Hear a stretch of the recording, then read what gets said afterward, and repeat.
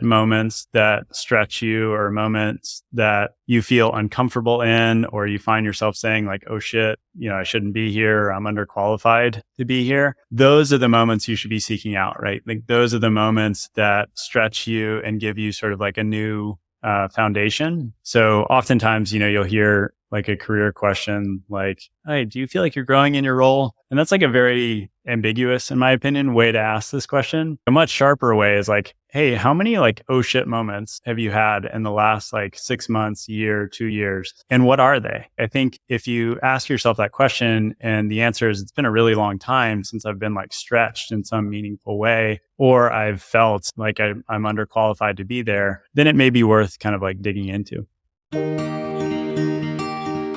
Welcome to Lenny's podcast, where I interview world-class product leaders and growth experts to learn from their hard-won experiences building and growing today's most successful products. Today, my guest is Lane Shackleton. Lane is Chief Product Officer at Coda, where he's held the role for over 8 years.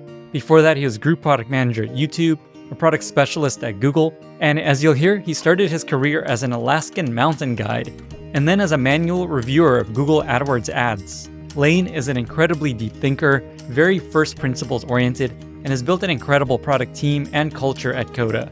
In part, he's done that by studying the principles and rituals of great product leaders and great product teams.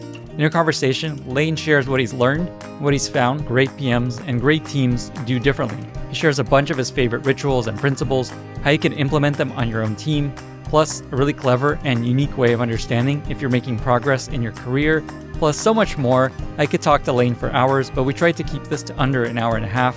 With that, I bring you Lane Shackleton after a short word from our sponsors. This episode is brought to you by Eppo. Eppo is a next-generation A/B testing platform built by Airbnb alums for modern growth teams. Companies like DraftKings, Zapier, ClickUp, Twitch, and Cameo rely on Eppo to power their experiments. Wherever you work, running experiments is increasingly essential, but there are no commercial tools that integrate with a modern growth team stack. This leads to wasted time building internal tools or trying to run your own experiments through a clunky marketing tool. When I was at Airbnb, one of the things that I loved most about working there was our experimentation platform, where I was able to slice and dice data by device types, country, user stage. Eppo does all that and more, delivering results quickly, avoiding annoying prolonged analytic cycles, and helping you easily get to the root cause of any issue you discover.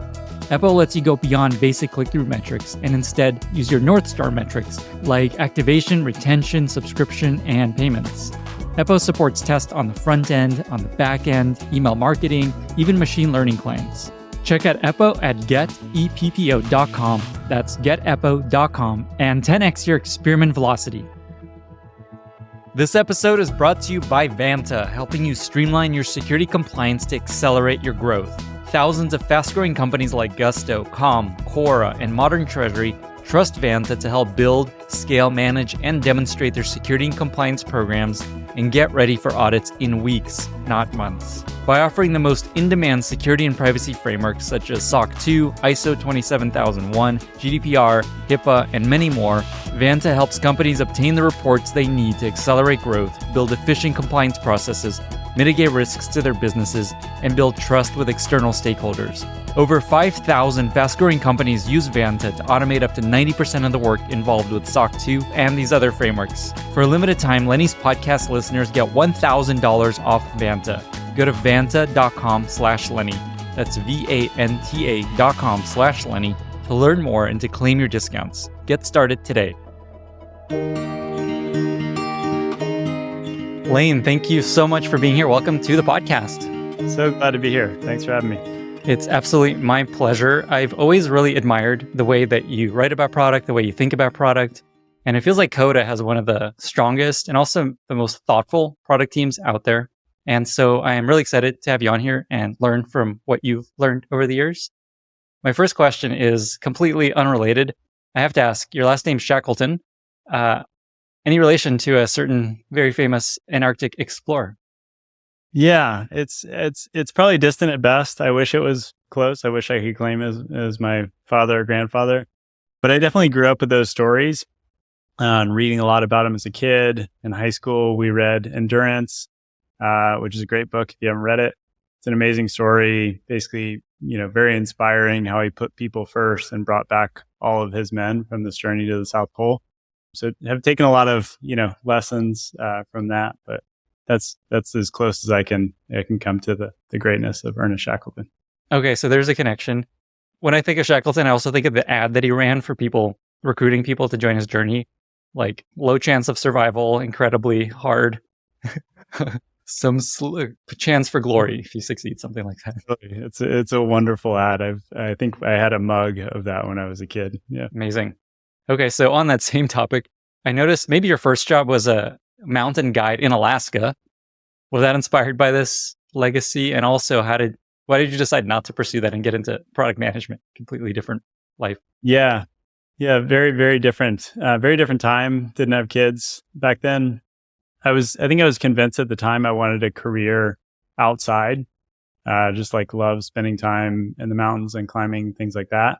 To be honest, like I wasn't the best guide. There were a lot of amazing, guides out there that just they were almost invincible in terms of their ability to climb for 20, 30 hours. But I learned a lot from the experience. And maybe the quick story on why I stopped guiding. I was on sort of what is like a dream trip for mountain guides, which is we were flown to a remote portion of Southeast Alaska, about an hour. It's an hour-long flight, mountain called Mount Fairweather, beautiful 15,000 foot peak. And as a part of climbing on glaciers, one of the things that you do, for context, is you're roped to another person. And the reason that you do that is because if someone falls in a crevasse, you want to be able to like stop them or pull them out. So anyway, I was roped to a very nice client that I was guiding. And he fell pretty close to the top on our way down. And luckily, like we were able to self-arrest and arrest that fall. But, I spent probably the next like 6 hours walking down that mountain thinking the same thing over and over again, which is like, I really don't want to die, roped to someone that I barely know and like don't trust or love. So that was sort of the last season that I guided, but tons of great memories and learnings. And, I think it impacted my life in a pretty significant way. Damn. Software, much lower stakes. I guess just while we're on this topic, is there any parallels or big lesson? I don't know if you learned from that experience that you bring to product.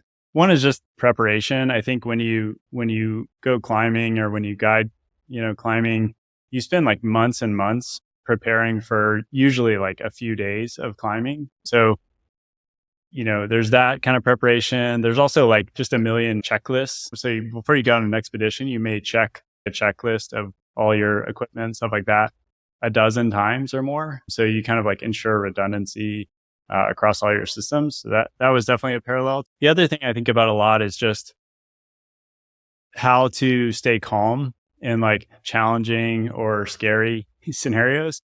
We had another instance where I had a client pull a big chunk of rock off and break both of their feet. And that was, I was like the junior guide on that particular instance. And the more senior guide looked at me, looked at the situation and was like, okay, we're getting this guy out of here right now. Put him on his back. And we basically took turns ferrying him out for a couple miles. And I'll just never forget like instances like that where the clarity of, stay calm, assess the situation, prioritize, take action. It's like, that's sort of like there's a mini version of that when you're building software, I think. So experiences like that, I think were, even though I only did it for a handful of summers, were pretty profound. Damn, what a very different life that life path would have been. Pre-kids, yeah. Oh, man. So you mentioned your writing. You mentioned that this is something you want to write about.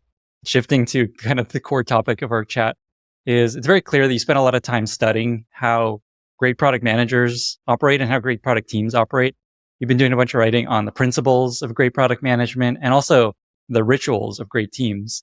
And so I want to spend a bunch of time trying to extract as much as I can from your learning so that listeners can learn essentially what are principles of great product managers, what are rituals of great teams, and generally how do the best teams operate. And my first question is just, why is this something that you started doing? What kind of pulled you into spending so much time and effort trying to understand how the best teams and people operate? Yeah. I've been asking myself that question a little bit lately. I, there's a few reasons. One reason is I just found myself giving a similar set of advice in one-on-ones, and so I think anytime you find as a leader yourself kind of like repeating the same lessons, it should be a good flag to say like, oh, I should probably scale this in some way. And as as soon as you write something down, you have to clarify your own thinking. And so it becomes very useful for that. And I don't think I quite expected how useful it would be in that sense, like writing something down and then putting it out there. You start to get feedback back of like where you might have been right or where you might not be right. And so for me, it's been a good learning experience there as well. I think the second reason is I've always been pretty frustrated with career ladders. Most companies have career ladders with like 10 or 15 levels. And, as soon as they hit some scale, the levels, there's like levels between levels. And I feel like I looked at the one at Google and, you kind of like needed a PhD to decipher it and interpret like how to operate within it. And so that's sort of like one piece of the construct. If you think more broadly, though, they aren't consistent across companies, right? So like now you're in a situation where you're like in your version of the rat race. And so I found that I basically wanted to have a broader set of principles that transcended level, right? So things that could be true when you are an ICPM starting your career and things that can also be true when you're the head of product or running a product team or things like that. And so like, that's sort of one, I won't rant further on that, but I think that's one sort of piece of it. And then I think the last reason I'll mention is I was pretty inspired by a talk that is by this guy named Brett Victor, who's kind of like a prototyper thinker. May have heard of his work. He has this talk called Inventing on Principle. And in the early days of Coda, one of our first designers, this guy, Jeremy Britton, showed this talk to the company.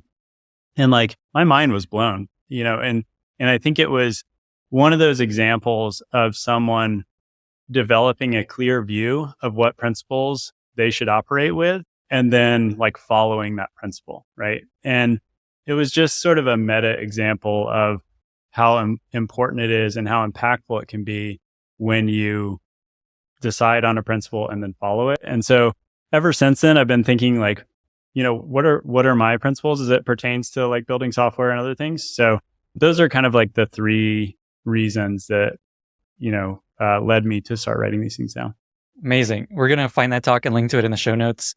I want to ask about what principles you've come to, but I also want to understand how you actually ended up doing ladders and performance review stuff at Coda. Would it be better to talk about that later after we go through some of these things, or is there something you want to share first of just how you think about it at Coda? When we were doing career ladders, first of all, we put it off for quite a bit of time. And that was based on the advice of a lot of other leaders that said, like, as soon as you introduce this, then the incentives sort of like flip from being company focused to being individual focused. And so I think we delayed it for a good bit of time. There came a time where we kind of decided, hey, look, we really do need to provide better guidance here about like what it means to grow and what it means to be great. And so about the same time we were doing the levels thing, I started writing down some of the principles that I've been publishing. One of the things that I think about a lot when talking about levels is just how to keep everyone oriented toward their team and their company, right? And I think that we've done a really good job of that over the years. So levels aren't by any means at the forefront of any company discussion. In fact, we kind of don't use titles that much. You said that it's not specific to role. Do you mean like the same leveling attributes are the same for design and product and engineering? We basically have 5 levels, and we call them role stages, and they go from apprentice to principal. So apprentice is kind of rope analogy here is learns about rope. Practitioner can tie basic knots, shown complex knots, sort of given a problem, they can do it. Career is you can calculate rope strength, a lot about knots. Principal is basically invented nylon. So the bar is like really, really high or principal in these levels. And I think that is, that's appropriate. Like it should be aspirational that the bar is exceptionally high at the highest level of our role stages. I find it's a pretty good process to draw a contrast, maybe a little bit of contrast with other companies. I think most other companies, especially large companies, have 10 to 15 levels. I think we've made a really conscious choice to have only 5. I think the other bit of contrast I would draw is basically role stages are not visible across the whole company. Like, we're not showing levels of any individual PM or designer. And that's partially because we just don't want to put a big focus on it. And then probably the biggest difference is we have a centralized compensation committee, and that's who decides compensation. And so it's not the manager that drives your compensation. So those are some differences. Super cool. I've never seen it done this way before. I think it's an awesome example of first principles thinking, which I see a lot come out from your product team. And then just to make sure I heard you right, these 5 stages are roughly the same across role. So designers have the same kind of 5 and they're described similarly.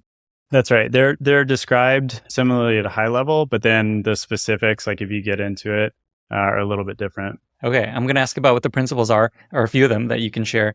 But one other very tactical question: at what size of product team, say just PMs, did you start to develop this framework? We were probably at 20-ish PMs and designers when we did that. Awesome. Okay. So let me just ask, what are some of these principles you've kind of narrowed it on as principles of great product managers? Maybe it's helpful to start with a little higher level context on the kind of unifying thesis. I think the unifying thesis is the core job of a product person in general is to turn ambiguity into clarity. And if you think about the job of a product leader or a product manager, kind of like everything is ambiguous all the time. It's like, what's my role on this team? What problem are we solving? Who's the target customer? What prototype is going to solve this particular problem? So it's like literally everything. And so if you're going to do the job well, you really need to get good at spotting ambiguity and kind of turning it into clarity, right? And so the obvious question that follows from that is like, okay, great. That sounds like a, great Hallmark card, but how do you actually do that? And so I think the principles that I've been writing down are very personal. They're like my take on how to do this. So the first one that I wrote about was systems, not goals. And one of the ways that I started this post, I'm a big fan of getting inspiration from outside of tech. And so one of the stories that I tell is basically the story of Jerry Seinfeld. If you haven't seen the documentary Comedian, it's amazing. It's definitely worth watching. But the story goes, he's done Seinfeld, the show, and he's got all this material from the last 15 years. And he comes in one day and he says, look, I'm going to throw away all my material and I'm going to start fresh. Right. And this is unheard of in comedy for someone to just throw away all their old material and start fresh. And, so the question is what does he do next? And the thing that he does is he sets a goal, which is basically to build up to an hour of material again. But the goal isn't that important. What's important here is the system. So the system that he uses is he writes for an hour every morning, doesn't write for more if he doesn't want to. And then he goes and performs at night, right? And so when you rinse and repeat that system, do it hundreds of times, that's how he builds up from 5 minutes to 15 minutes to 30 minutes of material. And so I think that, I take a lot of inspiration from that. And I think product people can generally, which is instead of being obsessed with the goal, be obsessed with the system that gets you there. And so the phrase I sometimes use is, goals with good intentions don't work. And I think that a really, maybe to give a common example, a really common example is teams that are trying to learn about customers or do research and one thing I've observed is a team may have a goal, like an OKR of talking to 10 customers this quarter. And they may or may not hit that, that OKR. And then if you watch closely, the next quarter, they may not have a goal of talking to customers anymore. And so they're sort of learning is going up and down.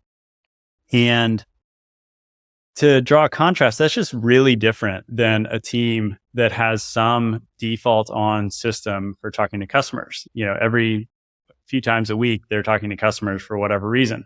And the impact of that is like really hard to see until you understand that the latter team, tends to have like really good product instincts or really good customer instincts. It's because they've just had this like sort of default on mindset of talking to customers. And in the early days of Coda, we actually did something similar. We had a time allotted on Fridays, and it was basically like it was on the calendar, a customer or a potential customer was coming in.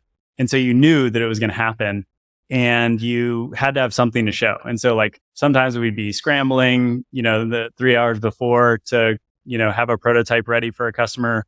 Sometimes we would have had something that we've been baking for a while, but the point is that it was default on, right? And so like the way that we developed good customer instincts was not the goal. It was really just the sort of system behind it. So that's one that I'm kind of passionate about. And I think it's also translates into a lot of the rituals that we talk a lot about. There's so many directions I can go with this. I really like this one. It reminds me of something I did at Airbnb where we had a lunch with a host every Friday with the team. And we had our community person find someone in San Francisco that's a host. And there's no agenda. It's just let's have lunch, meet the team, curious what you're wondering. Exactly. And Airbnb hosts are always so nice and have such a pleasant experience. Always also makes me think about this book, The Score Takes Care of Itself. Yep. You read that? Yep. Where it's just like, do the fundamentals and you'll win. Totally. The other thing it reminds me of is I have this quote hanging in my office here from, I believe it's from the Rick Rubin book. And the quote is, the object isn't to make art, it's to be in that wonderful state which makes art inevitable. I love it. I feel like we just change art to... Oh my God, it's so good. There's just like every section is like this quotable thing I want to like, I need to hold on to this thing. Yeah. He's got a great thing on listening. I think I really admire what he says about listening. And I think that a lot of PMs could take that lesson, which is... Yeah, what is that lesson? The way he talks about it is essentially you want to listen and absorb sort of every fragment of what that person is saying, including, their body language and everything else, and try to turn off the side, which is crafting your response or, figuring out what you're going to say next or what the problem with their argument is or whatever. It's quite hard to do, right? Because like your default mode is always sort of the next step of the conversation. But I think if you can really challenge yourself, like he says, to pause and really try to internalize sort of holistically what that person's saying, it's pretty powerful. I was actually just reading that chapter, and the next chapter is about the idea of the beginner's mind. I don't know if you remember that. I feel like people get sniped by Rick Rubin stuff. But anyway, I'm going to go down this thread. He talks about how AlphaZero or AlphaGo, the first AI thing that beat humans at Go, and how there's this move it made, move 37 in a game that was just like the person the AI was playing walked out of the room. He's like, I don't even know what just happened. This is out of anything I've ever imagined. And it won. And the lesson there is it was trained not on what we've learned, but it trained itself and figured things out from first principles and then came up with this thing we've never even comprehended. And so it's a really good example of the power of coming from a beginner's mind and not being influenced 100%. By what's already been done. Yeah, we have like a walkthrough ritual that we do. Tell me more. Where the prompt is essentially like sort of put yourself in the shoes of someone who knows nothing about this topic whatsoever and like kind of have beginner's mind and then, walk through with 5 or 10 people watching you and let's sort of fix all the problems that we see. Okay. So I want to talk about rituals. We're getting ahead of ourselves a little bit. Is there any other principles that you can share either just on a high level or in depth that you've come across? And I know people can go to your Substack and read this. And by the way, what's your Substack URL for people? Because I want to check it out. Just lane.substack.com. Okay, sweet. We'll definitely link to it. Any other principles? I think the other one is cathedrals, not bricks. And then the other one is proactive, not reactive. Cathedrals, not bricks, I think is a kind of classic one. I think I had a moment of realization and talking to Shishir in a one-on-one when I was at YouTube, sort of bemoaning the fact that my team wasn't performing to the potential that I thought, they had. And he had a very sort of pointed and unexpected question, which is like, do they know their cathedral? Do they have a cathedral? And I'm sitting there like, man, what are you talking about? Like, we're talking about like performing and as a team, and you're asking me about cathedrals. And then he sort of explained the cathedral story, which I can talk about. And What was that the I cathedral think story? was quite clarifying. Yeah, do share. Yeah, the cathedral story is basically, you walk up to three people, they're laying bricks. You ask the first person, what are you doing? They say, well, I take the bricks from over here and I put them, on that stack over there. You ask the second person, what are you doing? They say, well, I, take this little cement and I put it on top of the brick that person lays. You ask the third person, what are you doing? And they say, well, we're building a cathedral. And the sort of core insight here is that you want your teams to feel like they're building a cathedral and not laying bricks. And I think it's really, really easy to do when PMs are really busy on a day-to-day to just like be one task after the other, really execution oriented, and maybe not take the time to sort of help the team take a broader frame, open the aperture a little bit, and have a view of what the cathedral is. And I think, we've learned many times that one kind of unexpected bit of this is that everybody needs to see a different facet of the cathedral, right? So very often, and I've made this mistake before plenty of times, very often people will, do a great write-up on vision or strategy or whatever it is. And the result is people can't quite see their version of what this like broader arc is or this broader cathedral is. And so one of the things that we have tried to do when we go through big planning cycles is kind of show all the different sides of this. So instead of just having like a write-up, we may have a write-up. We may couple that with a metric. We may couple that with directional mocks and, what the billboard might look like or how our homepage may change. And really what we're trying to do is kind of take a mystery out of the set of like broader constraints or where we're headed. And so I think that is I think great product teams and great PM leaders tend to always orient their teams towards a broader cathedral as opposed to laying bricks. Such a beautiful metaphor. Reminds me of this other quote I just looked up while you're chatting. If you want to build a ship, don't drum up the men to gather wood, divide the work, and give orders. Instead, teach them to yearn for the vast and endless sea. Classic. Saint Antoine. That is right. Antoine de Saint-Exupéry. Okay. Something I was curious about as you were chatting also is for folks that want to develop their own principles and define how they want to think about product. Is there anything you found to be useful in helping kind of emerge these into principles that you can come to? Is it just sitting around thinking? Is there anything else you've done that has helped you define these things? Probably two things. One is reading really broadly. So I think not just reading kind of like PM style literature. Like I said, I think tend to get a lot of inspiration from outside of tech. I think that's one thing. I think the other thing is, insofar as you get the opportunity to mentor other people, think about like what you're saying to these people, like think about, okay, this person came to me with this challenge. What was my response? Why was that my response? Am I giving that response a lot of times? Okay, maybe like this is a more deeply held belief. And so I think noticing those instances was helpful for me. Are there any books or topics or areas that you found most inspiration of? You talk about reading and studying other non-product tech. I mean, definitely like sports. I would say sports is really interesting to me. Team sports have always been a huge fan of everything team sports. Storytelling, go look at some of the best storytellers in the world, and they're actually up there on a stage telling stories. There's a book called Storyworthy that I really like. Just going to mention that. That book is so good. Somebody mentioned this on the podcast, and I read it. It's like the most useful, practical book for how to tell better stories. It's the insight is amazing. The insight, just in case your listeners are interested, the insight is basically the nugget of a great story is like 5 seconds of transformation.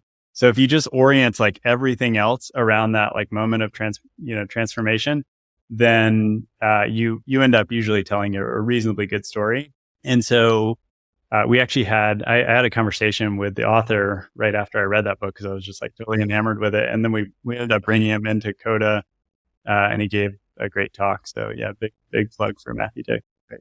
The other thing that stuck with me also from that same, we're just going all kinds of tangents from that same insight is, and I watch movies completely differently now, where basically the characters you meet at the beginning of the story, they're going to be completely opposite at the end of the story because of this transformation that takes place. So I'm watching movies with my wife and I'm like, okay, she's very shy right now. She's going to be very extroverted by the end of this movie where they love each other or they're going to have a lot of problems.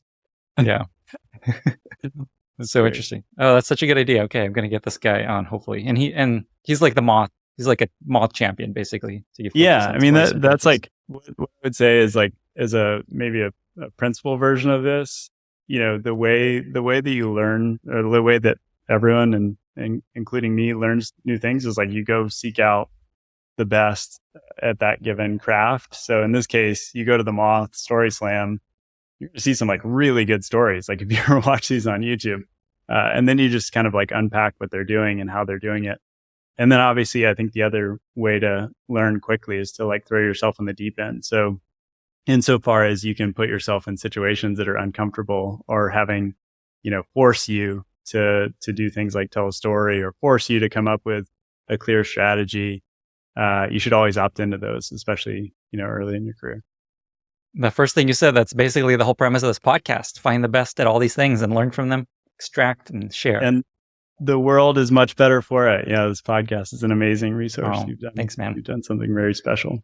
Oh, I appreciate it. This podcast episode is already very special.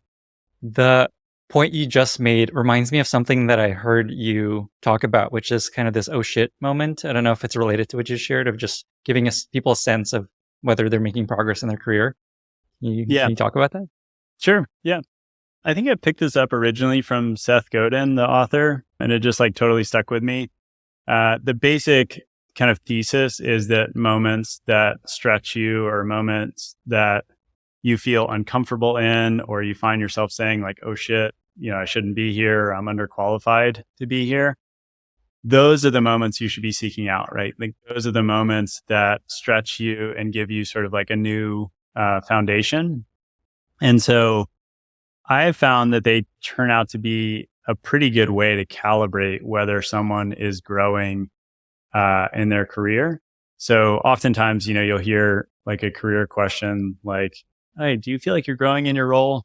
And that's like a very ambiguous, in my opinion, way to ask this question. And like a much sharper way is like, hey, how many like, oh shit moments have you had in the last like 6 months, year, 2 years?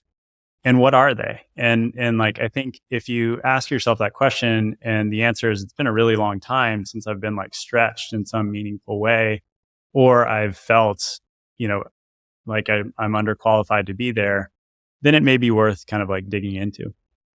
That is so good. Makes me think about this podcast where I never wanted to do podcasts. I'm like, I'm not a podcast person. I just want to sit there and type out newsletters. How cool is that?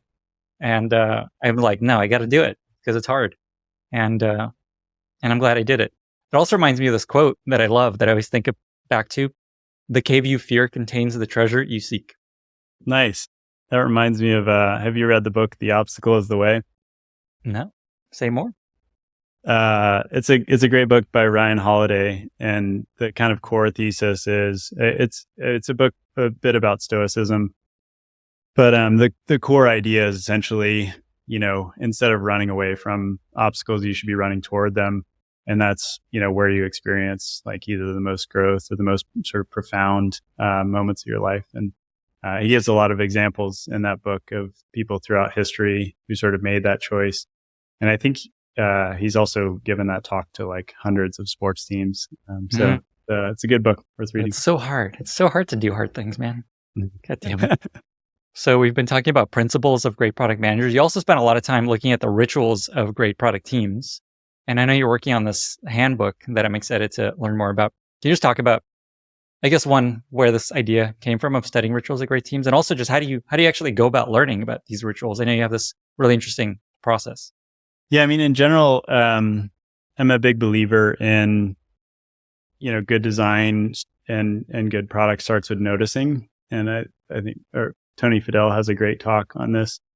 So I think a bunch of us that are really obsessed with rituals, we just honestly try to be great at noticing. So, see something happening with a customer, ask a few questions, get introduced to their team, hear about something interesting from a non-customer, ask for an intro, end up kind of like just probing and asking a lot of questions. And then in many cases, nowadays with Coda, we're building new rituals alongside people. So someone has a creative idea about how to implement something, and we're like partners or collaborators with them on that, which is honestly incredibly fun to just like see people's creativity expressed in a tool, and then by extension kind of the social construct that they exist in. So that's a little bit about how we got started in that whole process. And then of course Shashir's writing a book called Rituals of Great Teams, so we've been kind of cataloging those. We've been hosting a bunch of rituals dinners where we basically get people together for a dinner, and we usually have 3 or 4 presenters at those dinners. And it's just a great chance to learn and think about how the engine runs in a lot of these companies. What are some rituals that you've learned from these dinners and this research you've done that have really stuck with you? There are so many. It's hard to choose. Maybe I'll choose 2 that are top of mind. One is Dharmesh Shah has this ritual from HubSpot called FlashTags. Have you heard of this? No. So yeah, we've all probably been in the situation where someone gives you feedback and you either like underinterpret it or overinterpret it. And as an organization, I think the kind of core principle here is like you want to be calibrated on how much to pay attention to a bit of feedback. And so he outlines 4 flash tags. He presented this in one of our dinners, and I absolutely love the phrasing of these as like someone who's given a lot of feedback on product stuff in their career. So that it ranges from, I think it's FY, suggestion, recommendation, plea. So FY is basically like, I had a thought, take it or leave it kind of thing. Suggestion is, and he uses this like hill dying metaphor. So is this a hill I'm going to die on? And FY is like, there's no hill in sight. Suggestion is like, there's a hill. I'm not going to die on it. Like, this is what I would do if I were you. Like, you can take it or leave it. Recommendation is like, I'm climbing the hill. I'm not going to die here, but like, I've thought about this a lot. So like, don't ignore this, and then the 4th one, plea, is, hopefully rarely used in the organization. It's like, I don't like dying on hills. That's not what we do here. But this is a pretty good candidate for it. Like, you should really trust me. And so we have ended up using that. I was actually just at an offsite, and someone gave a lightning talk to our team on how valuable this has been, just to calibrate, hey, we got 100 pieces of feedback and there's like 1 plea. Okay, let's spend our time on that, or, there's a whole bunch of FYIs. I think we're fine. Let's keep going. No worries. That's amazing. It's interesting. None of them are just do it this way. I imagine that's very intentional. Yeah, I think it's honestly, it's a sign of in Dharmesh's case, I don't know him super well, but like, it's a sign of a really experienced leader, to know that scale. But every time I look at the scale and I'm sort of weighing where I am between, suggestion and recommendation, I have to kind of like giggle to myself. And how do you actually use it? You, in the feedback, you like put a hashtag plea kind of thing? The way it gets used in Coda Docs and the way I think other companies have made it a ritual is like, you'll have a feedback table, and, you'll write your feedback, and then there'll just be like a little select list, and you can select between those 4. And usually what people do is they include the description. So you can kind of like, as you're choosing it, think, do I really feel that strongly about this? And honestly, it's good hygiene, otherwise every bit of feedback is taken the same, which is just fundamentally like the impact of that is it slows everything down, because now you're looking at like a list of 100 pieces of feedback, and you're going like, oh man, we got to address all this feedback. Whereas, as soon as you distinguish between what's most important, it's much easier to sort through that. What about if it's in person? Do you say this is a plea or this is a FYI?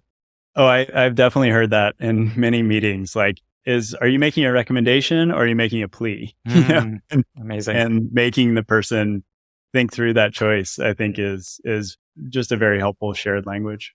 Imagine one of the other benefits of this is I think most leaders that rise up the ranks eventually realize anything they say in a meeting is going to be like taken really seriously, and the team's going to rush back and be like, "Oh, Exactly. Wayne told us to change this thing." So I imagine it helps you just make it clear. No, you don't need to actually change this. It's just my thoughts. Yeah, exactly. Yeah. Awesome. This episode is brought to you by Ezra, the leading full-body cancer screening company. I actually used Ezra earlier this year, unrelated to this podcast, completely on my own dime, because my wife did one and loved it, and I was super curious to see if there's anything that I should be paying attention to in my body as I get older. The way it works is you book an appointment, you come in, you put on some very cool silky pajamas that they give you that you get to keep afterwards. You go into an MRI machine for 30 to 45 minutes, and then about a week later, you get this detailed report sharing what they found in your body. Luckily, I had what they called an unremarkable screening, which means they didn't find anything cancerous, but they did find some issues in my back, which I'm getting checked out at a physical next month, probably because I spend so much time sitting in front of a computer. Half of all men will have cancer at some point in their lives, as will 1/3 of women. Half of all of them will detect it late. According to the American Cancer Society, early cancer detection has an 80% survival rate compared to less than 20% for late-stage cancer.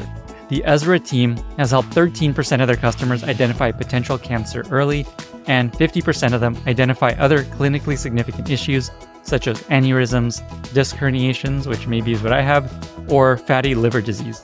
Ezra scans for cancer and 500 other conditions in 13 organs using a full-body MRI powered by AI, and just launched the world's only 30-minute full-body scan, which is also their most affordable. Their scans are non-invasive and radiation-free, and Ezra is offering listeners $150 off their first scan with code Lenny150. Book your scan at ezra.com/Lenny. That's ezra.com/Lenny.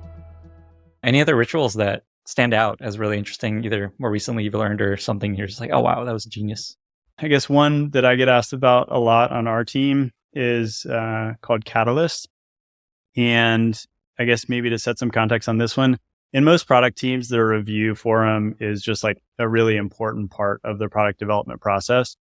And the kind of like core insight for most review forums or product reviews or decision forums is that they generally suffer from two problems that are like kind of hard to spot unless you've sat through hundreds of them. The first is they have standing attendees, and the second is they're normally single threaded, meaning they're normally like one topic at a time.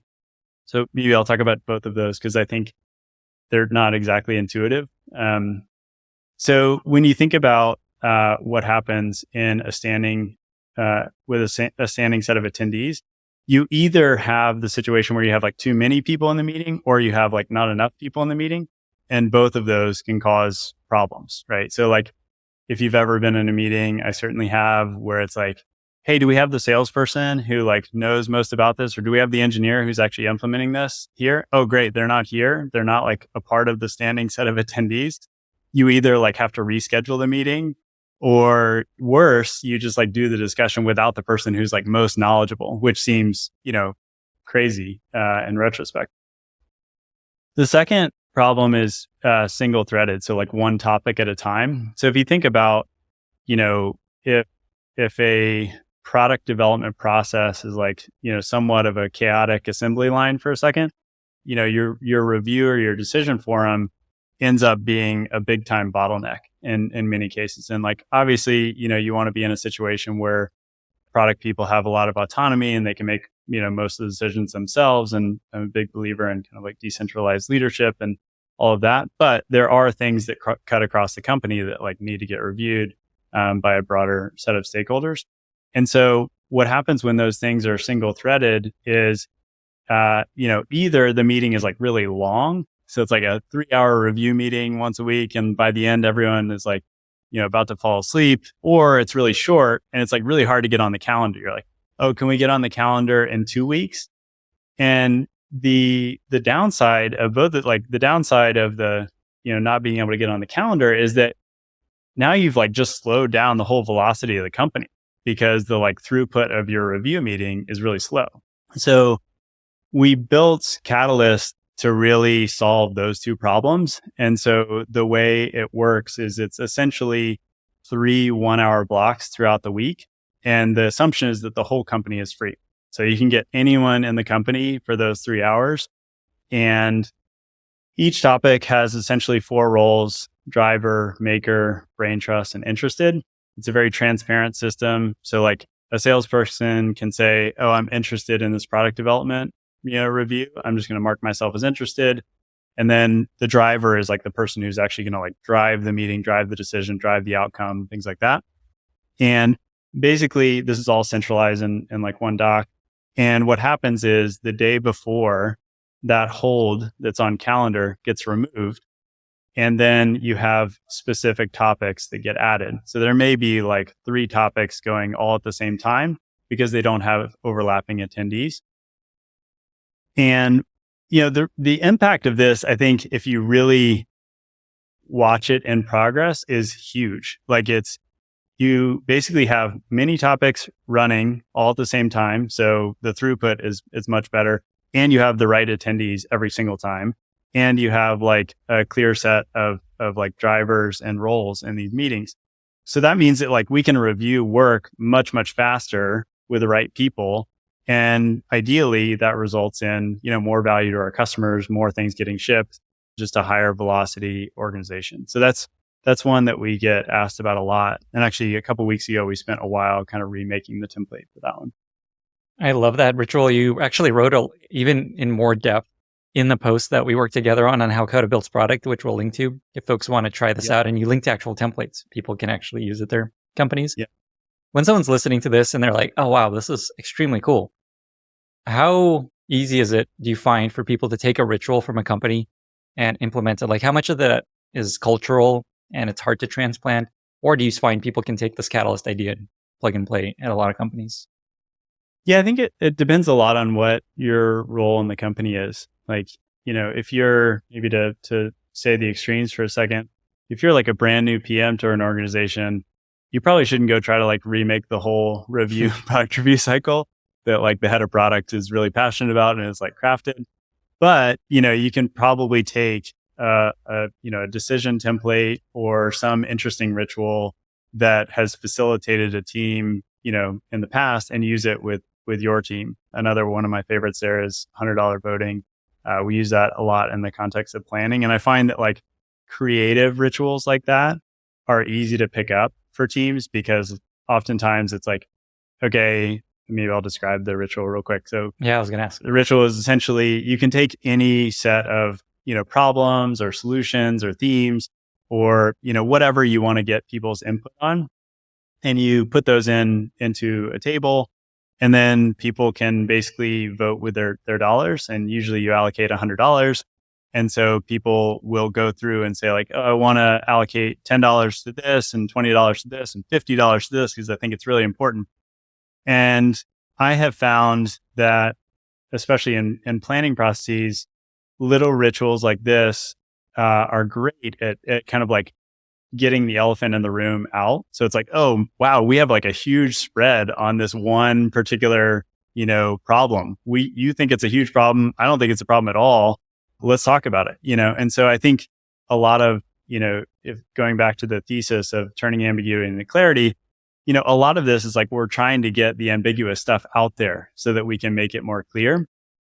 And so I use that as an example because you can be, a brand new PM, run a brainstorm, run a planning session like that, and you're probably going to get great feedback, right? Like people are probably going to go, oh, this is kind of cool. I've never done this before.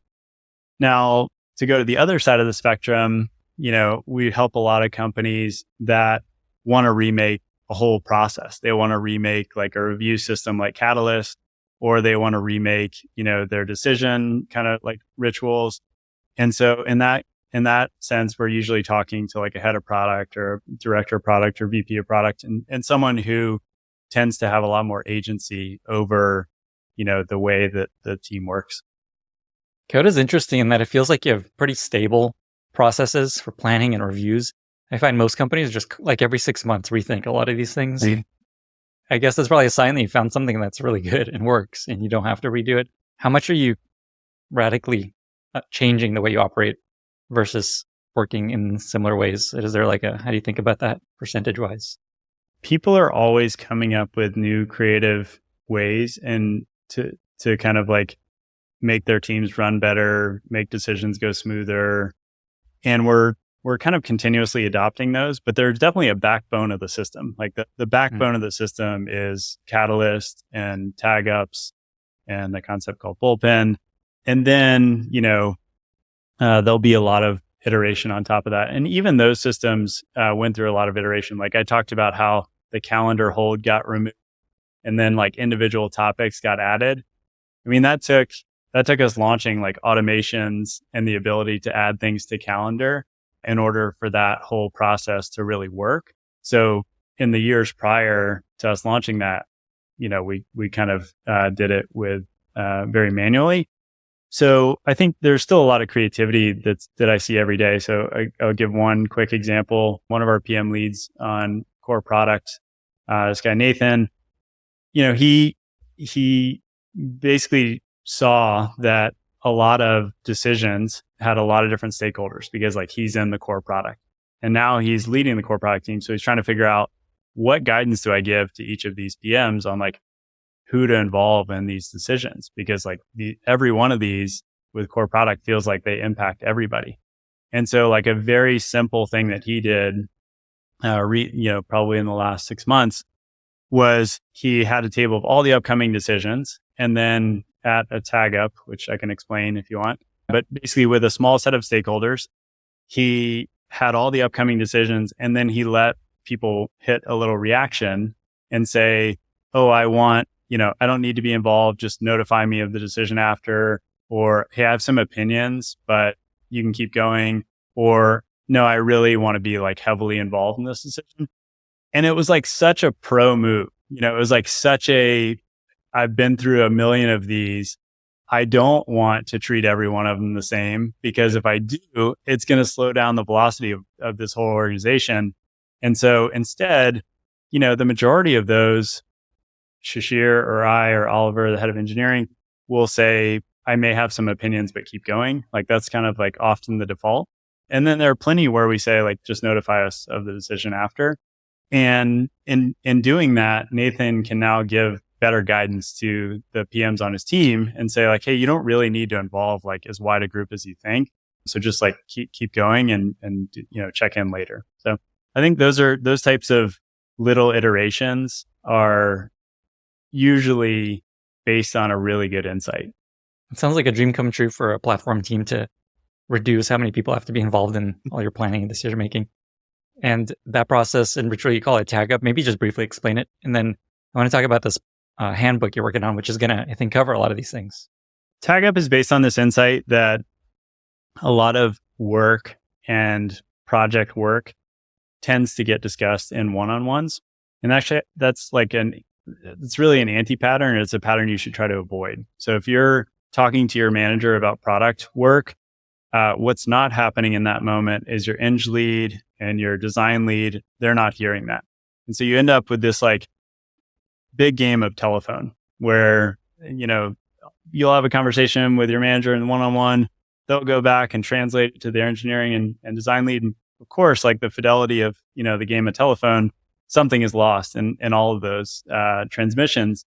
And so the core idea is kind of have a group one-on-one with the key stakeholders. And so we have this concept of brain trust that's kind of modeled off after Pixar's brain trust.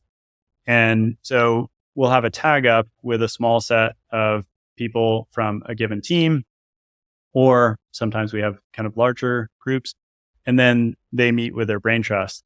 And it's once a week. And it's really it's sort of the same mindset of a one-on-one. It's like their time. So anything that they need to unblock a decision or to like make progress, they should use that time for. And they often start by like reviewing OKRs and metrics and things like that. But then we generally get into a table of topics. Anyone can add a topic. Those topics are upvoted, so people will react, and then the table will sort itself. And then we'll say, okay, this is clearly the topic on people's mind. And that's like a version of what we call Dory, which I can talk about. But essentially, the kind of principle is you should discuss that project work with the whole group there, right? Like with the whole triad there. And oftentimes with the salesperson there and with the marketer there and like with everybody else. So I found that is just a really good practice to try to sort of move a lot of that work out of one-on-ones and into a small group setting. Awesome. Okay. So you're working on a handbook that's collecting a lot of these rituals. Talk about that. And then when can people maybe look for it? One of the realizations I had the other day, probably like a month or two ago when we started working on this thing, was I was talking to someone about catalysts and a couple other concepts, and they're like, I get it. I'm sold. Like, let me, like, I want to implement some of these things. Where do I look? And so I found myself sending them a bunch of links to individual templates. So that was kind of like, that cued us into the fact that we needed to have like a better kind of core handbook for teams that wanted to adopt some of these rituals and also learn from all the rituals that we have learned from and feel very fortunate to have partnered with so many customers on.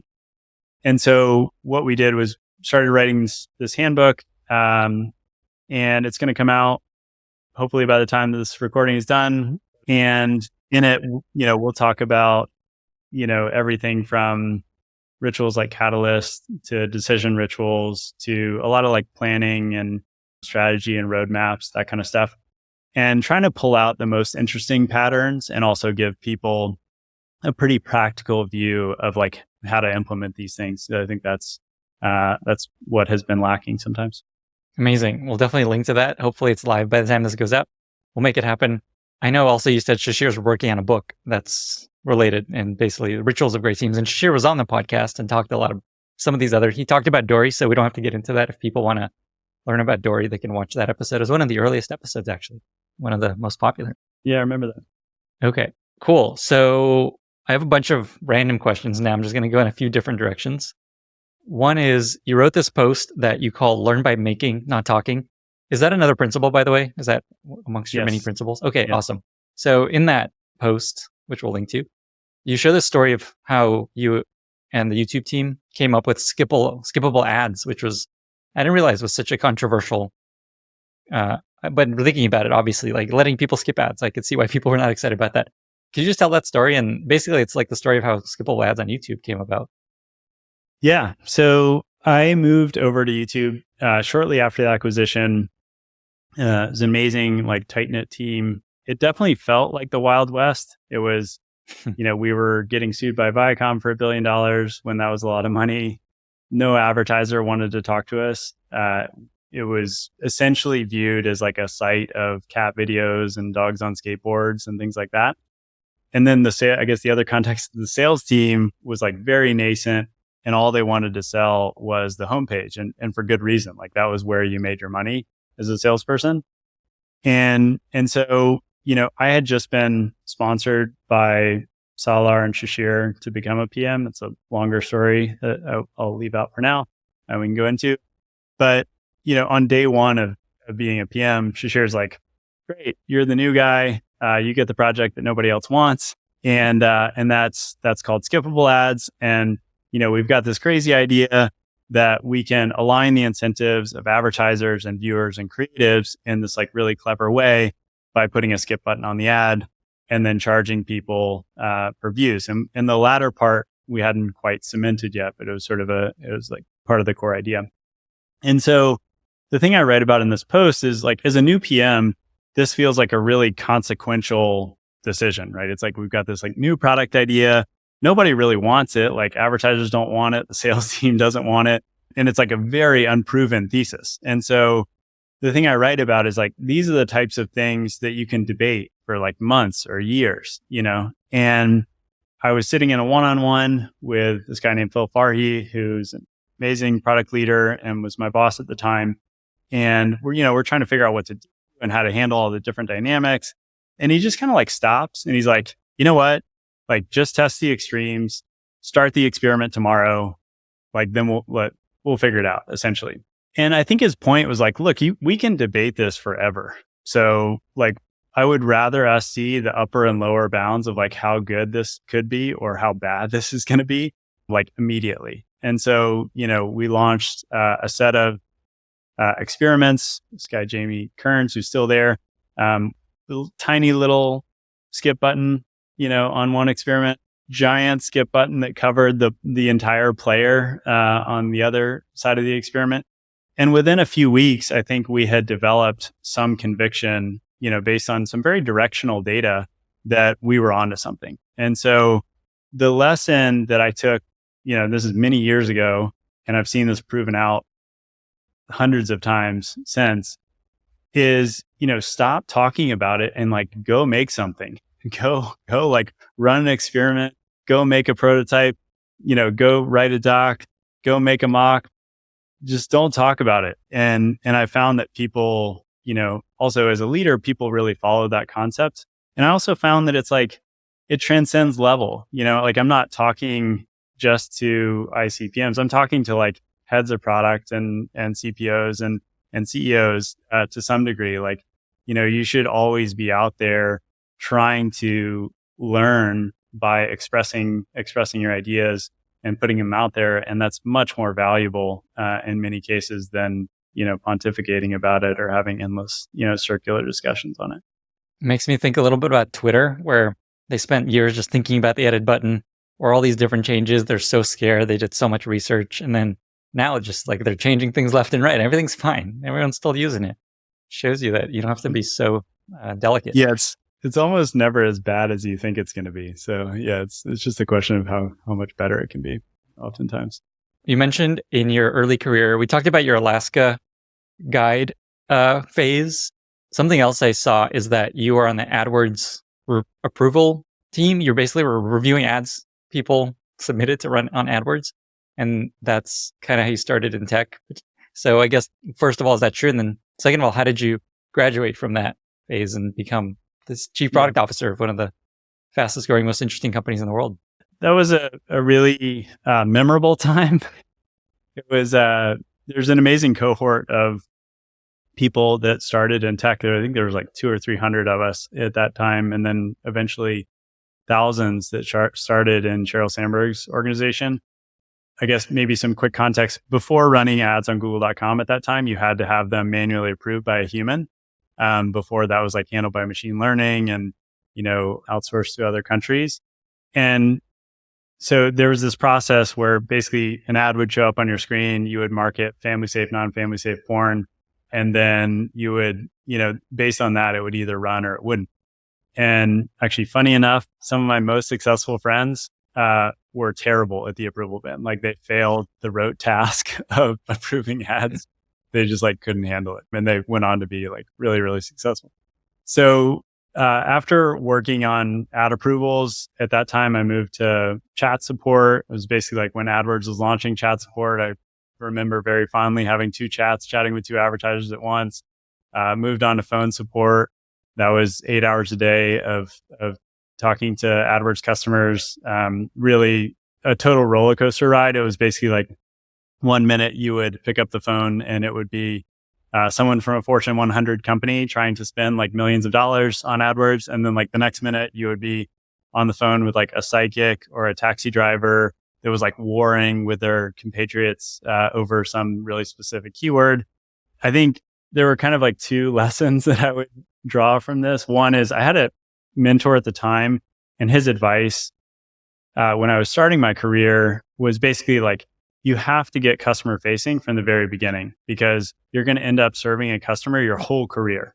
Like even when you're the CEO of a company, you're going to be serving a customer. So you better get like really good at being in any customer scenario and being able to handle it, And so I think that turned out to be insanely good advice. And if I think about, something that, a piece of advice that I give out to people who are early in their career, I've definitely recycled that advice. I think the other thing that I took away from that experience was it's just a great lesson in when people don't actually care about your product. So in AdWords case, people did not care about AdWords. Like you were like the expert on it and you're trying to tell them about ad groups and like how this ad format works and blah, blah. And like most of the time people are like, dude, I'm a small business owner. I'm trying to like get people to come to my auto mechanic store, or I'm trying to get people to come to like my taxi service or whatever it was. I don't care, And so like you're basically the product had to kind of get out of the way and really just drive impact for the customer. It was like they just want more phone calls or they want more people in the store. So those are, I think, two kind of like pieces that I think about from those days still. And then I worked in a variety of other roles. I worked in a role called product specialist, which is an awesome role back when there were like 15 product specialists at Google. And that was, for me, that was an amazing time because I was getting to sit on like 7 or 8 different core product teams. And in my observation, most people these days, most PMs don't get to sit on other people's core teams. And so I kind of had these like 3 or 4 years of just, I kind of call it like a masterclass in PMing because I was getting to watch like what was working for some PMs and what wasn't working for other PMs and just kind of like taking notes behind the scenes. So that was a really influential role. And then, went on to various PM roles at Google and YouTube. Coming back to noticing, it comes up again and again in our chat. This is so interesting because it feels like you basically came from the mailroom of tech to the top of the product field. And so I think there's a lot of inspiration people can take from this journey. One quick question is, how long was that journey from not being a PM, like from, I guess, being at a tech company to getting a first PM role, just to give people a sense? Let's see. I probably worked for at least 4 or 5 years before being able to move to PM. And I think that was like a slightly harrowing journey because at the time you had to have a computer science degree. At Google, right. Cool. So I think that's one takeaway too, is give it time. It's not going to happen. There's a lot of people that are just like, I need to become a PM immediately. Totally. And I think that's a good example of like, it's not going to happen overnight. Coming back to your 2 lessons, I think they're really interesting. And I'm curious if there's anything else that comes to mind of what you found was essential to you succeeding in this path. So the first lesson you shared is being customer facing. And in this case, like being in retail as customer facing, is your advice like get in a tech company and work on something customers use, or is even like working at Starbucks or, Abercrombie, does that count? Yeah, I mean, I think maybe to relate it to what you just said, if I were to give advice to someone who really, aspires to be a PM or trying to get into PM, like I think in many cases, if you're in a customer facing role, you are the expert on the customer. And that is like really, really valuable in tech organizations. And oftentimes it's kind of undervalued. And so I think people who want to move into PM roles, who are sort of not currently in PM roles, can often lever that experience and that knowledge of the customer in ways that are, pretty profound for the organization and pretty insightful for the organization if they really are creative about it. And then I think the other thing is, regardless of like where you are in the organization, you're always serving a customer. You can't just like talk to one big enterprise customer and you can't just talk to the smallest customer. You kind of have to like have a diverse and continuous stream of customer interactions in order to have good intuitions about what to do next. And, your engineers aren't going to really trust you unless you have good intuitions about like where the customer's headed and what they want and stuff like that. And so the stakes, I think, are pretty high. And it's, the good news is it's like easier than ever with all these tools to really get into, the mindset of a customer. My lesson touches on something a previous guest talked about, Paige Costello, where she was like often the youngest person in the room and built a lot of respect and people really trusted her over time. And her lesson was know thy customer. If you know the most about what they need and you can show like, here's what I've heard this again and again and again, people will just like, oh, Lane, tell us more. And they bring you into conversation because you're providing value. You're not just there sharing opinions. Everyone's got opinions. I mean, that's basically how both me and I had a friend named Bill Farrell who transitioned into PM at the same time. And that's essentially how we got, the try at being a PM inside of Google. Was like we knew the customer really, really well. And we were often in conversations, sort of bridging the gap from here's what the customer thinks to, here's what I think they're really saying, or here's what I think we should build based on, what they said. The other thing I wanted to mention, you talked about the product and how a lot of customers don't care about the product. They just care about I need this thing done. Reminds me, at Airbnb, we hired this guy, Chip Connolly, who was a hotelier. He created the Joie de Vie hotel chain and just is steeped in hospitality. And he came to Airbnb and started doing this worldwide tour, talking to hosts. And he's just like, guys, when you talk about product, you're telling hosts, hey, the product's going to be updated. We're going to launch all these features. They don't, they think their home is the product of Airbnb. They don't understand what you're talking about when you're talking about the online experience and the website. That's the last thing they think about. It's the experience of someone traveling on Airbnb and staying in their home. So I think it's a really good reminder of most people don't care about the product. They just have this problem, and you just happen to be this website that'll help them solve it. I think most people can be way more concise with their communication. Even internally, people don't care. You should assume that people don't care. Or, if you're talking to customers, writing a blog post for customers, you should assume that they don't care. When you start with that assumption, you really force yourself to be a little bit sharper in your communication style. And one final question before we get to our very exciting lightning round. I heard a story that at Coda, there's this moment called Tim Ferriss Day that drove a lot of traffic. Can you share that story? Does that ring a bell? Sure. Yeah, there's lots of memorable days at Coda. One of them was Tim Ferriss Day. So I guess maybe for context, we had built this kind of publisher, very nascent publisher motion where we were going out and helping people, publish their rituals. And this is what you see in the gallery, the Coda gallery, and, a lot of what we talked about today. But we had this one person on that team, this guy, Al Chen, Tim Ferriss fan, and also I think had been really tenacious with the people around Tim Ferriss and basically finally gotten into him and figured out a really neat way to implement one of his rituals and CodaDoc. And so none of us really knew this, but this is all happening. And anyway, we wake up one morning and traffic is just spiking through the roof. Signups are spiking. No one knows what's going on. I'm convinced this is all spam. I'm something's wrong with our data, or something's going haywire. At the time, we were also in the China Basin office, and the fire alarm went off. And so now we're outside on our laptops. We were in a war room trying to figure out what was happening. And now we're outside trying to figure out what's going on. So anyway, make a long story short, data scientists investigate.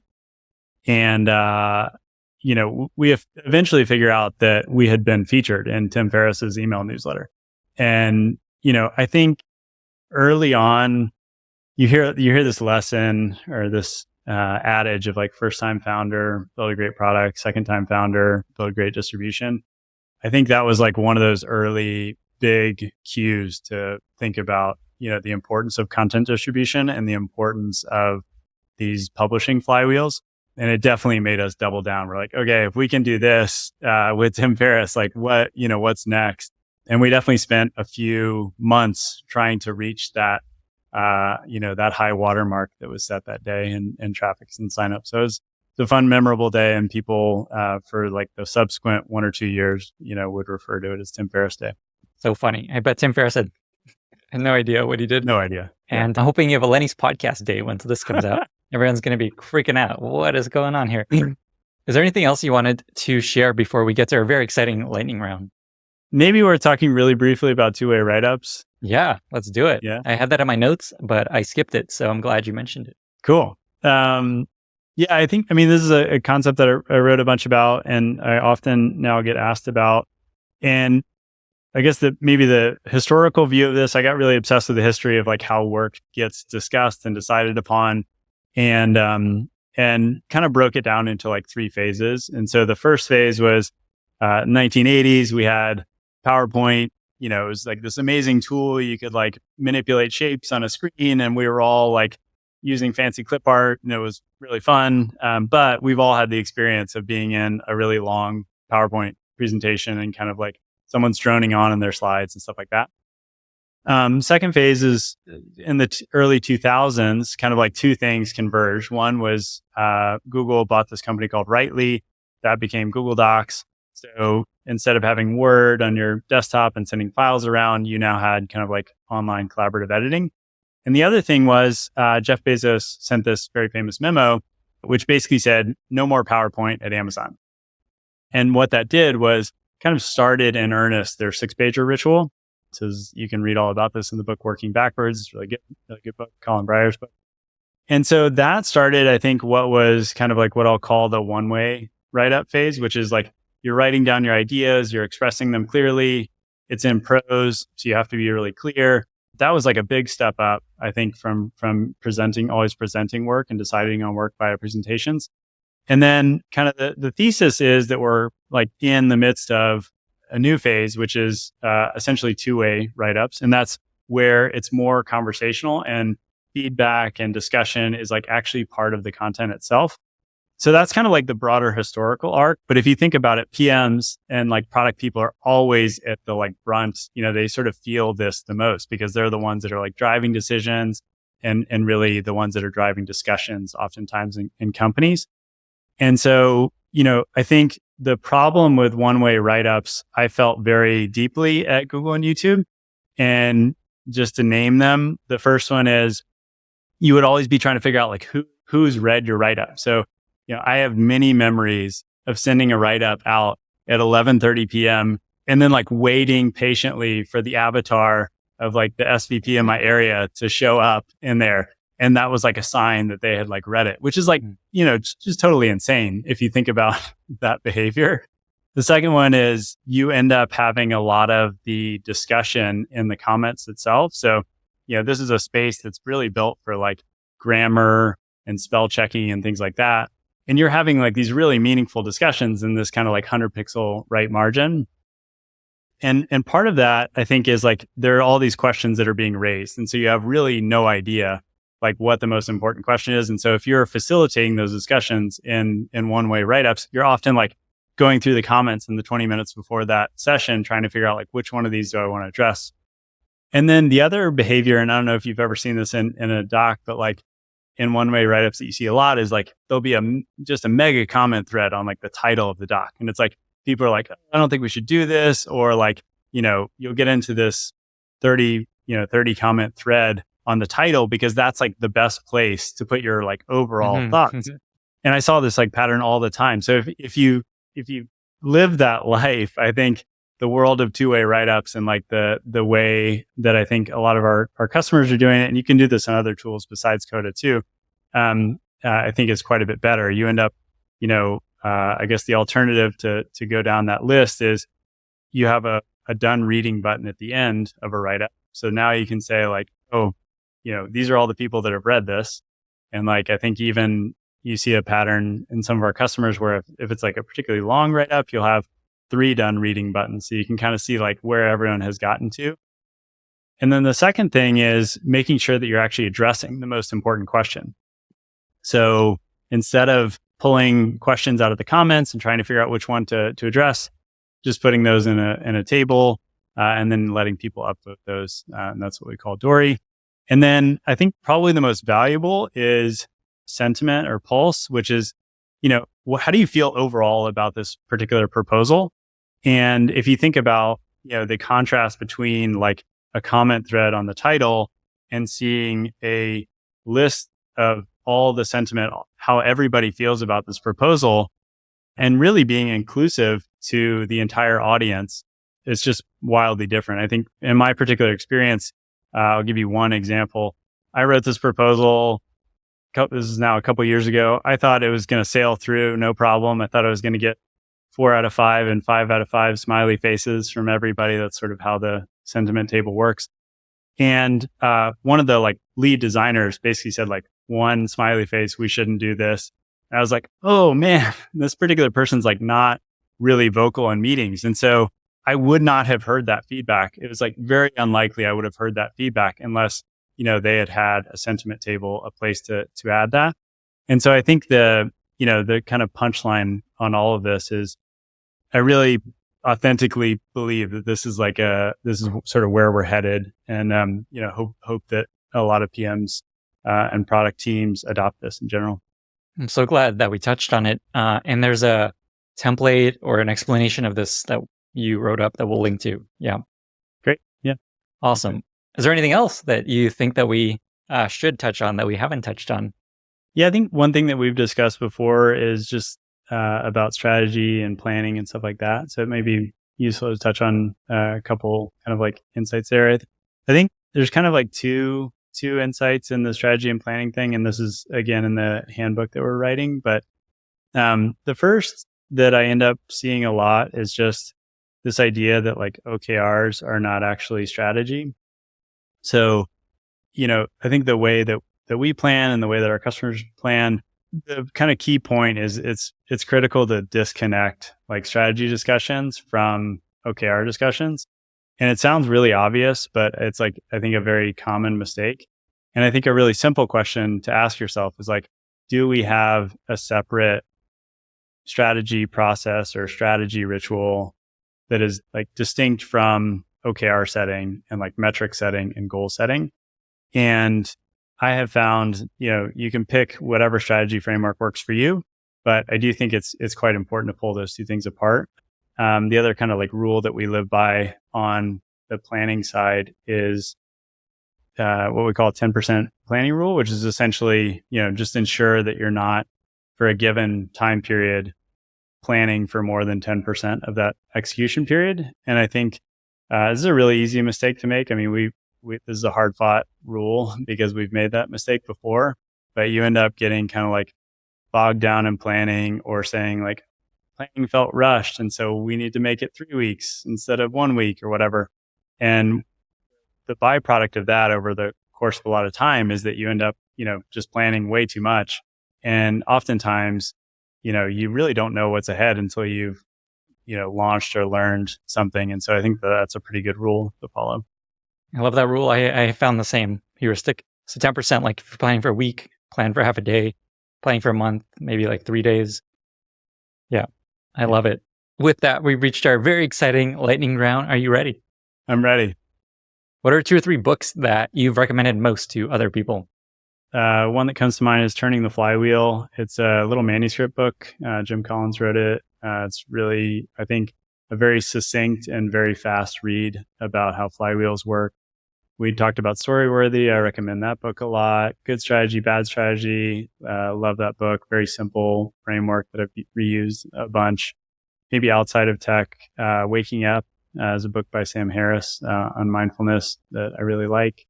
And then an old one that I really like is The Inner Game of Tennis by Timothy Galway, which is a kind of classic. Amazing. On Good Strategy, Bad Strategy, I'm working on getting Richard Ramolt on the podcast. Nice.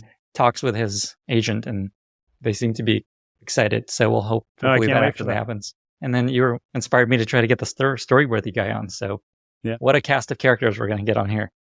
Next question. What is a favorite recent movie or TV show that you really enjoyed? Yeah, it's a little bit hard with 3 kids and a job these days to watch a lot of TV. I would say I really enjoyed The Last Dance. I love any sports documentary, all those.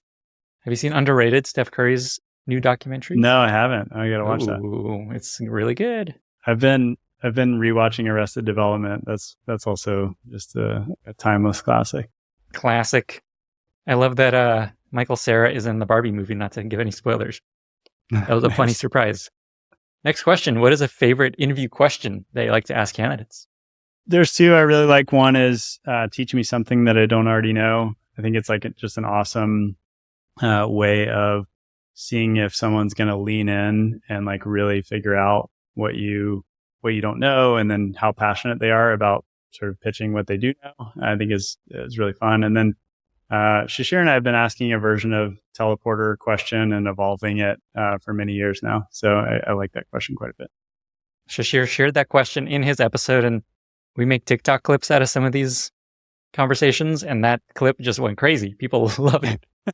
It's the most viewed clip, I think, on TikTok, or just what would you answer to that question? So we'll try to link to it in the show notes if you want to watch just that one interview question. I think you maybe gave it away, so maybe that's why you're evolving it. Yeah. I don't know if we screwed you. I also recently wrote a post about my favorite ref check question, which I think I would love to learn other people's favorite ref check questions. References check? Oh man, That's its own. Oh man, I'd love to do a podcast just on that. That is such an important skill. The first question you mentioned of asking people to teach you something, I heard the best version of that in a previous episode where Maya, the head of product for Spotify podcasts, asks, what would your podcast be if you were to start a podcast? I like that. Yeah. I like So that. feel free to steal it.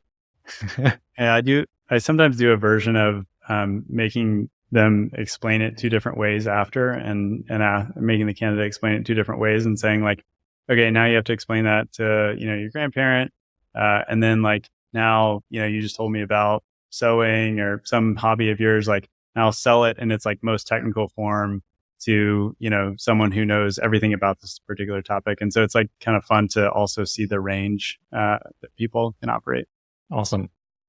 What is a favorite product that you've recently discovered that you really love, either digital or physical? Anything that comes to mind? A few. I'm like become a real sleep nerd, so those eye masks that like sort of cup around your eyes, I love. Yes. Obviously, in the tech world, like ChatGPT, there's a product I got really obsessed with tennis during the pandemic. There's a product called Swing Vision that's really good. It basically like cuts up your match into like different, all of your forehands or all the longest rallies or all that. It uses AI to do that. There's a corresponding meditation app to the book Waking Up that I really like. That one's a very good one.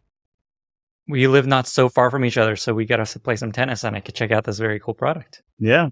Let's do All right. You're on. That'll be our sequel, just our game.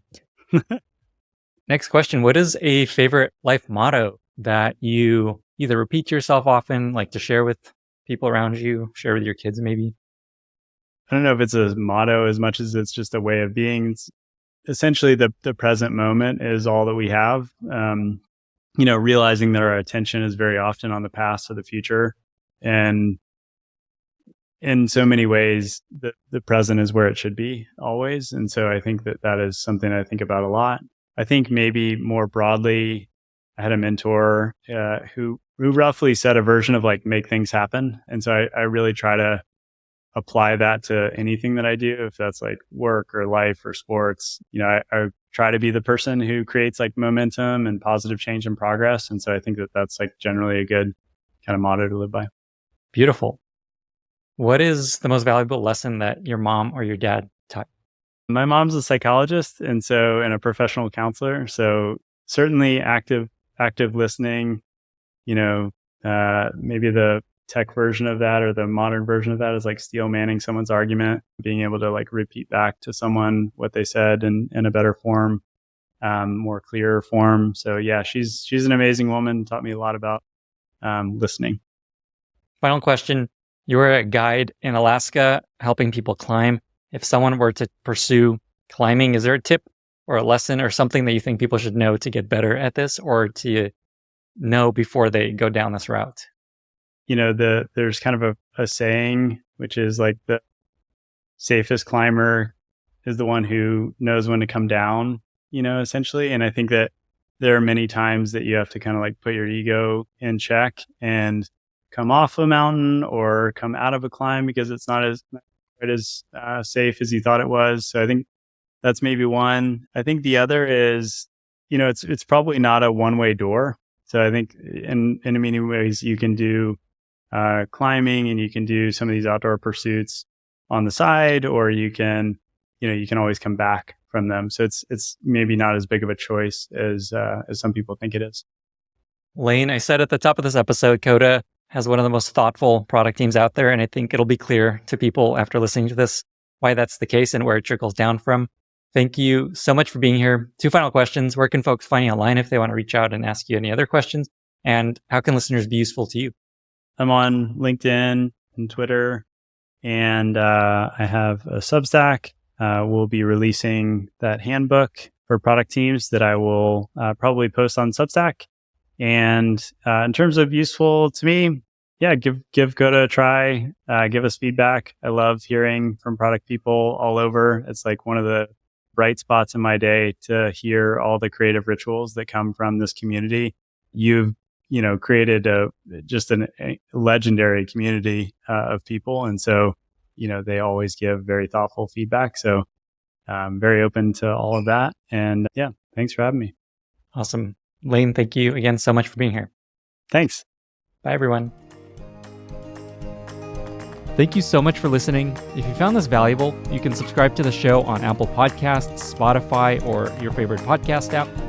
Also, please consider giving us a rating or leaving a review, as that really helps other listeners find the podcast. You can find all past episodes or learn more about the show at lennyspodcast.com. See you in the next episode.